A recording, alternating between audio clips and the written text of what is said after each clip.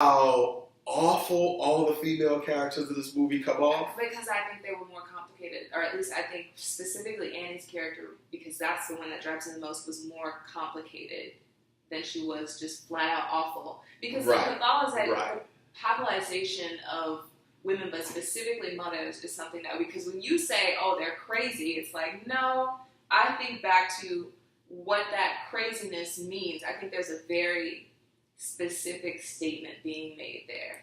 But there's an insinuation that her mom is involved in something evil and she's afraid of it, right? Mm-hmm. So that's why I think her character, I agree that she's more complicated than the other characters in the movie. Yes. Because the implication is that she doesn't want to have anything to do with that. But then she takes up what can only be described as the most creepy of hobbies, right? She's painting miniatures, and she paints miniatures of these horrific scenes, right? Like, oh, this is my mom spying on me and my family. This is my mom interfering in a very intimate and uncomfortable way with the way I feed my daughter. That's a huge, so think about that. Literally, a grandmother trying to breastfeed the mother's child doesn't read to you as something about like the matrilineal passage of... No, it reads to me as a complete subversion of nature. Why would a grandmother who's perceivably infertile at that point in her life feeding a baby? That's what plays into the horror element for me. I agree that it plays into the horror. It's horrific and frightening. But that didn't read to me as a statement about a matrilineal descent. It screamed to me, oh, this woman's evil. You should be afraid. And why? Because she's subverting the natural paradigms. But there's something in her being evil and being a woman at the same time in film that there's a lot to be said about. Sure. Which is also why it bothered me. This screamed everything I've read in academic literature. It echoed everything I've read in academic literature about the Salem witch trials and how the Salem witch trials were invariably about men fearing women with power and independence, economic power, economic independence, and then turning this accusation of them being witches on them because they were afraid of that power. It just echoed all of that stuff. It didn't say anything positive, and it didn't question those accusations. It seemed to reify them. I think it did. Going through the whole character arc of Toni Collette's character and her literally being pulled into the thing. I mean, it was fate. Her messing with the miniatures and the dollhouses and everything show you that they have no real agency over the situation. None of these women, all this stuff is written into stone for them. The whole family, really. But it's all predicated on the choices of the grandmother. Of the grandmother. Right. Specifically. It's okay. And her coven. It is okay for a thing such as an evil woman to exist. Oh, I'm more comfortable with evil women than I should be. But that's another story.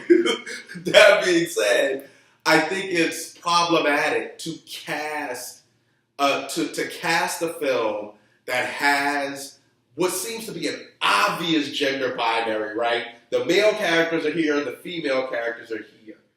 And I'm comfortable with foregrounding the female characters. But then I think it's cool to have a character who's complicated and struggling and undergoing a dynamic character arc. But when all of these character arcs bring you back to the same place, women are evil and you can't trust them. I think and they will destroy your family. I think that's a huge simplification. I think it's the end. I think it's where the filmmakers want to take you at the end. Whether or not the audience thinks that that's representative, which I should hope that they wouldn't in this day and age, though I'm not sure. I think the filmmakers are pretty unambiguous about just digging up these old tropes. It's like watching another black drug dealer movie at this point. No matter what happens during the movie to complicate the characters, in the end, it's just another black drug dealer movie. Does that make sense? I don't see that for this. Okay. I don't. I can't. I'm sorry. As a filmmaker, what'd you think about the aesthetic? Horror is got to be frightening, right? But it begs the question, does horror have to be ugly? Yeah. And a lot of the setting of this movie is really aesthetically not just off-putting, but just unattractive. Horror can definitely be beautiful, and I love a beautiful horror film, but I also love an uncomfortable one. Sure. And everything about this film was uncomfortable. Yes, I agree. Toni Collette's facial expressions, the way that it was written. Is the implication that the daughter has a learning disability? It could be, but they don't really. Right, they go into it. You don't even know how old she is until like later on. Maybe you're halfway through the movie when they tell you how old she is, right?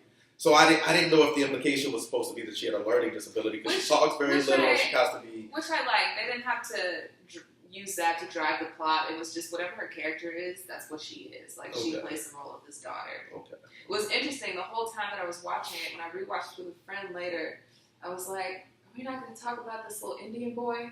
Who I looked up, and he's not Indian. He's white. He's Jewish. Yeah, I was going to say, he looked swarthy to me, but I didn't assume he was. I asked the question, but I didn't assume he was non-white. Yeah, but I think it was cool, though, watching it. If he actually were a person of color, that right. The audience was just letting it slide, and I was like, oh, this was interesting. Right.